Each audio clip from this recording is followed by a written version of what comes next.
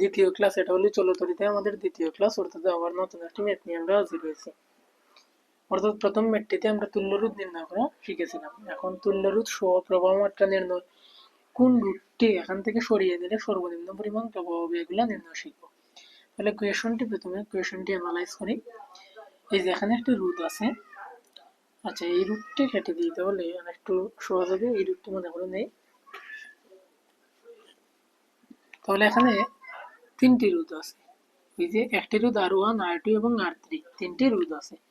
First root যেটি অর্থাৎ রেজিস্টারটি 120 ওহমে, দ্বিতীয় রুটটি হলো 200 ওহম এবং তৃতীয় রুটটি হলো 220 ওহম, এবং তাদের তড়িৎচালক শক্তিটা আছে 12 ভোল্ট। প্রথম প্রশ্নটি কি করছে? প্রথম প্রশ্নটি হলো এ বিন্দুতে বর্তমানে প্রবাহ মাত্রা নির্ণয় করো, অর্থাৎ আমরা এই এ পয়েন্টটিতে কি পরিমাণ কারেন্ট পাস হবে এটা নির্ণয় করবো। দ্বিতীয়টি আমরা পরে পড়ি। তাহলে এ বিন্দু দিয়ে কি পরিমাণ কারেন্ট পাস করবে এটা নির্ণয় করবো। তাহলে একটু দেখো তো, এই বর্তনী দিয়ে সম্পূর্ণ যে পরিমাণ কারেন্ট পাস হবে, এ বিন্দু দিয়ে সেম পরিমাণ কারেন্ট পাস হবে। কেন? এই যে দেখো এখানে আসার পর কারেন্টটা দুইটা ভাগে ভাগ হয়ে যায়, একটি R1 রোধের মধ্যে দিয়ে যাবে আর একটি R2 রোধের মধ্যে দিয়ে। কিন্তু এ পয়েন্টে আসার পর আবার দুটি মিলিত হয়, অর্থাৎ দুটি কি হয়ে যায়? ইউনিয়ন হয়ে যায়। ইউনিয়ন হয়ে এ এর মধ্যে দিয়ে যায়, অর্থাৎ পুরো বর্তনীর যে কারেন্ট থাকবে, তড়িৎ প্রবাহ থাকবে, এই তড়িৎ প্রবাহ এ এর মধ্য দিয়েও প্রবাহিত হবে। তাহলে আমরা পুরো বর্তনীর, অর্থাৎ আমরা এই যে বর্তনীটি আছে সম্পূর্ণ বর্তনী যদি তড়িৎ প্রবাহ নির্ণয় করতে পারি, তাহলে এ বিন্দুর তড়িৎ প্রবাহ তার সিমিলার অর্থাৎ সেমই হবে। তাহলে সম্পূর্ণ বর্তনীর তড়িৎ প্রবাহ নির্ণয়ের সূত্রটি কি আমাদের, বা তড়িৎ প্রবাহ নির্ণয়ের সূত্রটি কি? তড়িৎ প্রবাহ, তড়িৎ প্রবাহ নির্ণয়ের সূত্র হলো আই, ইলেকট্রিসিটি আই নির্ণয় করবো আমরা, আই সমান বি বাই আর অথবা ই বাই আর, যাই লিখি সেম জিনিস মোটামুটি। তাহলে তড়িৎ প্রবাহ নির্ণয়ের জন্য আমাদের ই প্রয়োজন, এটা কিন্তু দেওয়া আছে আমাদের। দরকার কি আর, আর বলতে কি তুল্য রোধ। তাহলে তুল্য রোধ নির্ণয়টি আমরা শুরু করি। কিভাবে শুরু করব? এই R1 এবং R2 হতে, R1 এবং R2 দেখো তো প্যারালাল সংযোগে আছে, অর্থাৎ সমান্তরাল সংযোগে। তাহলে তাদের তুল্য রোধ প্রথমে নির্ণয় করি। R1 ও R2 রোধের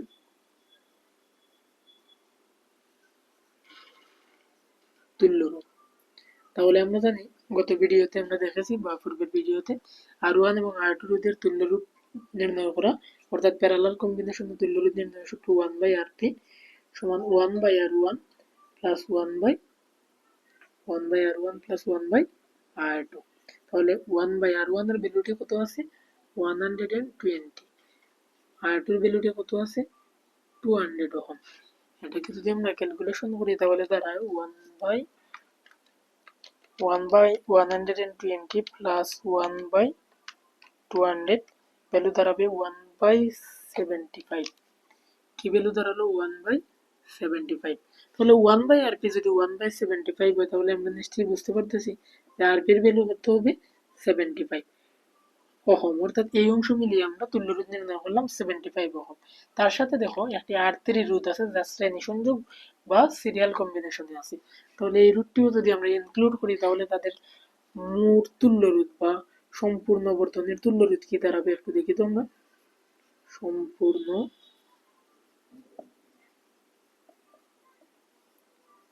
বর্তনীর তুল্য রোধ। তাহলে সম্পূর্ণ বর্তনীর তুল্য রোধ কি দাঁড়াবে? যেহেতু শ্রেণী সংযোগে আছে তাহলে হবে RS। RS সমান, এটা কিসের ভ্যালু? RP এর ভ্যালু। তাহলে কি হবে? RS সমান RP প্লাস R3। RP এর ভ্যালুটি কত পেয়েছি আমরা? 75। তাহলে RP হলো 75 এবং R3 এর ভ্যালু কত? R3 এর ভ্যালু হলো 220 ওহম। তাহলে এটা কত হয়? এটা হলো 75 প্লাস 220, তাহলে 295 ওহম। আমরা কিন্তু অলরেডি তুল্য রোধ নির্ণয় করা শেষ, সম্পূর্ণ বর্তনীর তুল্য রোধটি নির্ণয় করে ফেলছি। তাহলে এটা আমরা কি মুছে দিই, আর ভ্যালুটা মনে রাখবো যে 295। এখানে লিখে ফেলি কি ভ্যালু আমাদের আছে এখানে। দেখো একটা ইয়ের ভ্যালু দেওয়া আছে আমাদের, কি আছে ইয়ের ভ্যালুটা? ইয়ের ভ্যালু হলো 12 ভোল্ট এবং আমরা যে তুল্য রোধ নির্ণয় করেছি এই তুল্য রোধের ভ্যালুটা হলো 295 ওহম। তাহলে এখান থেকে কি নির্ণয় করবো? সম্পূর্ণ বর্তনীর বিদ্যুৎ প্রবাহ, সম্পূর্ণ বর্তনীর বিদ্যুৎ প্রবাহ, বা তুমি বলতে পারো এ পয়েন্টের বিদ্যুৎ প্রবাহ বা এ বিন্দুতে প্রবাহিত তড়িৎ। এই বিন্দুতে কি পরিমাণ তড়িৎ প্রবাহিত হবে? আই পরিমাণ তড়িৎ প্রবাহিত হবে। আই এর সূত্রটি কি? ই বাই আর। তাহলে ই এর ভ্যালুটি কত আছে? 12 এবং আর এর ভ্যালুটি আছে 295।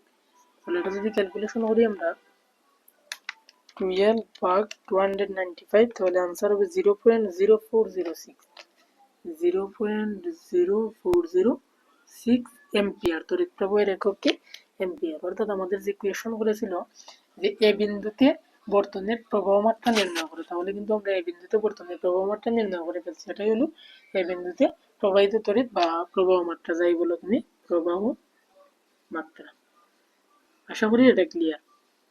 তাহলে দ্বিতীয় ম্যাথটি কি বলছি আমাদের, দেখো এই ম্যাথটি সলভ করার ট্রাই করি আমরা। দ্বিতীয় ম্যাথটি দেওয়া আছে কোন রুটটি অপসারণ করলে বর্তনীর প্রবাহ সর্বনিম্ন হবে। অর্থাৎ এখানে বুঝিয়েছে যে R1 R2 এবং R3 রোধের মধ্যে কোন রোধকে এখান থেকে সরিয়ে দিলে বর্তনীটির মধ্যে সবচেয়ে কম পরিমাণ বিদ্যুৎ প্রবাহিত হবে, অর্থাৎ কম কারেন্ট প্রবাহিত হবে। তাহলে আমরা তিনটি রোধ যেহেতু আছে, তিনটি রোধকে তিনবার আলাদা আলাদা স্টেপে সরিয়ে তারপর তাদের প্রবাহ মাত্রা নির্ণয় করে দেখব কোন ক্ষেত্রে সর্বনিম্ন প্রবাহ মাত্রা হয়। তাহলে প্রথমে R1 রোধকে সরিয়ে দিই। তাহলে আমরা লিখবো কি, R1 রোধকে যেহেতু সরিয়ে দেবো তাহলে লিখবো আমরা R1 রোধ অপসারণ করলে কি লিখবো? R1 রোধ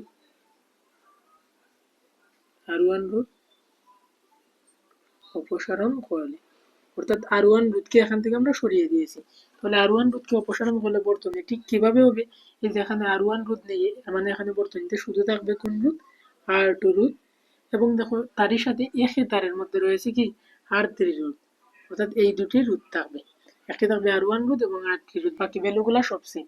তাহলে তাদের তুল্য রোধ কত দাঁড়াবে? তাদের তুল্য রোধ যেহেতু একই তারে রয়েছে শ্রেণী সংযোগে, তাহলে তাদের তুল্য রোধ RS সমান R2 প্লাস R3। তাহলে R2 প্লাস R3 এর ভ্যালুটি কত আসবে?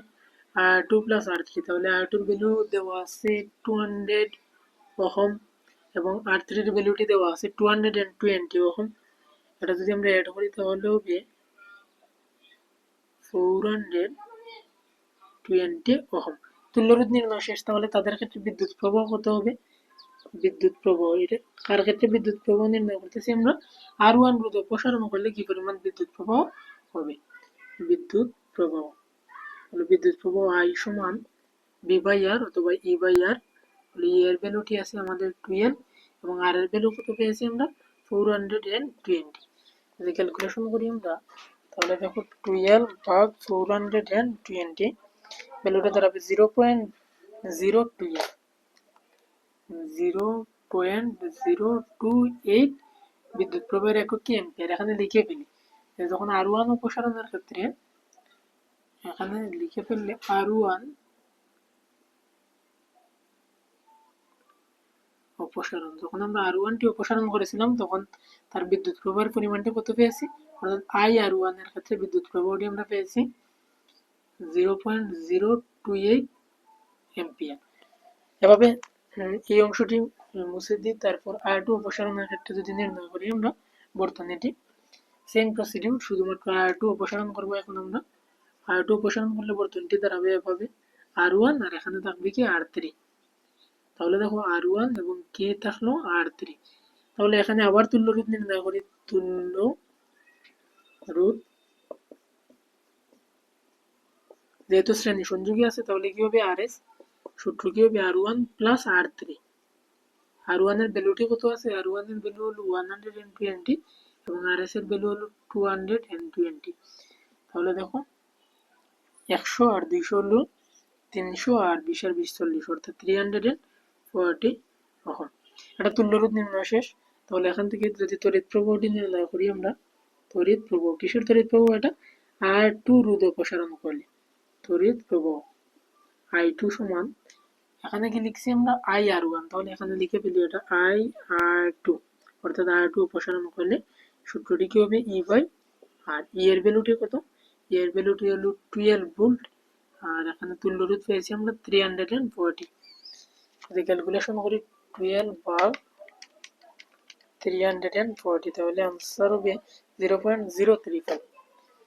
0.035 এম্পিয়ার। অর্থাৎ R2 অপসারণ করলে এই ভ্যালুটা আমরা লিখে ফেলি এটা R1 এর ক্ষেত্রে। এখন R2 অপসারণ লিখলাম মানে অপসারণ করলে তার ভ্যালু হবে IR2, আর এই IR2 ভ্যালুটা হলো 0.035 এম্পিয়ার। Same procedure. এখন R3 অপসারণ করলে কি পরিমাণ বিদ্যুৎ প্রবাহ হবে এটা নির্ণয় করি। তাহলে R3 অপসারণ করব আমরা এখন। R3 অপসারণ করলে বর্তনীটি কি দাঁড়াবে? R3 অপসারণ করলে লিখার ট্রাই করি। এই যে R1 যেটা ছিল এটা তো থাকবে, R2টাও থাকবে, R1 R2 সবগুলাই ঠিকঠাক হয়ে গেল। R3 যখন আমরা অপসারণ করে ফেলবো তখন দেখো এই যে বর্তনীর মাঝে একটা গ্যাপ তৈরি হয়ে গেছে, অর্থাৎ বর্তনীর মাঝে কোনো সংযোগ নেই। এখানে R3 রোধ ছিল, এটাকে সরিয়ে নেওয়ার ফলে এখানে বর্তনীটি অপূর্ণ হয়ে গেছে। অর্থাৎ এখান থেকে কি বিদ্যুৎটা বা কারেন্টটা এইদিকে আসতে পারবে না? আসতেই পারবে না। এখানে যেহেতু কোনো জাংশন নেই, তাহলে আমরা বলতে পারি যখন R3 রোধ অপসারণ করবো এখানে কোনো সংযোগ রাস্তা বা কানেকশন নেই বর্তনীর, তাহলে এদিক দিয়ে কি বিদ্যুৎ আসতে পারবে না? আসতে পারবে না। তাহলে R3 অপসারণ করলে এটা আর করা লাগবে না। R3 অপসারণ করলে বিদ্যুৎ প্রবাহের পরিমাণ কি হবে? IR3 কে 0 এম্পিয়ার। কি এখানে IR3টা হবে 0 এম্পিয়ার, অর্থাৎ কোনো বিদ্যুৎ প্রবাহ পরিবাহিত হবে না। তাহলে প্রশ্নটি কি ছিল? কোন রোধটি অপসারণ করলে বর্তনীর প্রবাহ সর্বনিম্ন হবে? তাহলে দেখো প্রথমে 0.028 এম্পিয়ার, 0.035 এম্পিয়ার এবং 0 এম্পিয়ার। তাহলে আমরা জানি এগুলাতে যেহেতু কারেন্ট যাচ্ছে তাহলে নিশ্চিতভাবে এগুলো সর্বনিম্ন হবে না। সর্বনিম্ন কোনটি হবে? 0 এম্পিয়ার, অর্থাৎ যে দিক দিয়ে কারেন্ট যাচ্ছে না এটার ক্ষেত্রে। তাহলে আমরা কি লিখতে পারবো? তার সিদ্ধান্তটি কি আমাদের? R3 অপসারণ করলে বর্তনীতে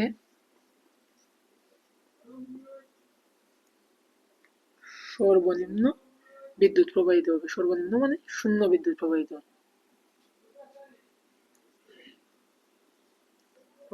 হবে।